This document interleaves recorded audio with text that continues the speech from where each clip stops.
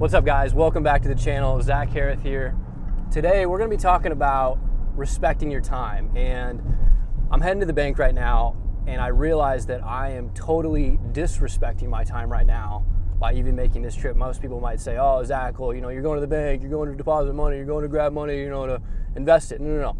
Like, all of this should be electronic. This happened to be kind of a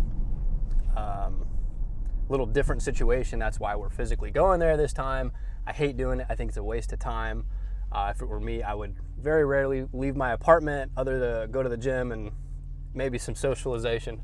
But my whole point here is, respecting your time. And what does that mean, right? Respecting your time means not having weak yeses in your calendar, right? If you're going to commit to something, like, you need to be fully present. And I used to have a hard time with that, especially as I've started to get more involved with growing my business and having other team members and getting pulled in different directions, right? And what I found myself doing was really not respecting my time. I'd be, making these weak yeses in my calendar and not wanting to be fully present there, right? So what I really kind of doubled down in or learned was, you have to make a commitment in your schedule with your time that, hey, either you're going to completely do something and that's fine, you can be there, or it's a hard no, right?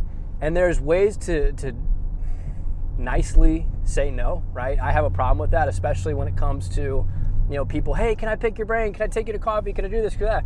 And it's not that I don't want to do that. I'd love to do that, right? But there's times where I have so many things going on, or my team's got so many things going on, I can't go do that coffee. I can't go do that lunch, meeting, right? So I think the biggest point here is, if you are respecting your time, or if you're really not respecting your time, you're not respecting your money, right? And so that's why, I'm doing things like, look, if somebody wants to go through a deal for an hour and a half, or, hey, can I pick your brain?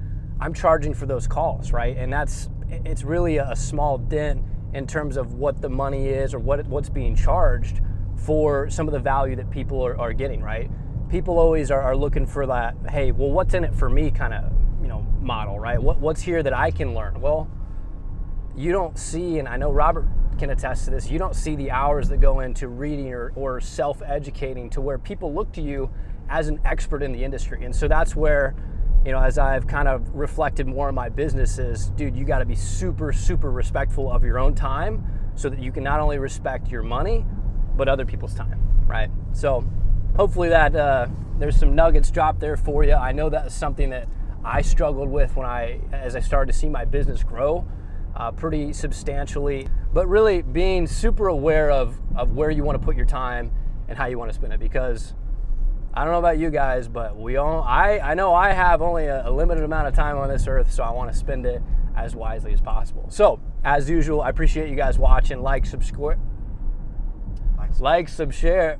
Damn, I'm having a hard time today. Maybe it's too much coffee. Like, subscribe, share. Appreciate it. I'll see y'all at the closing table.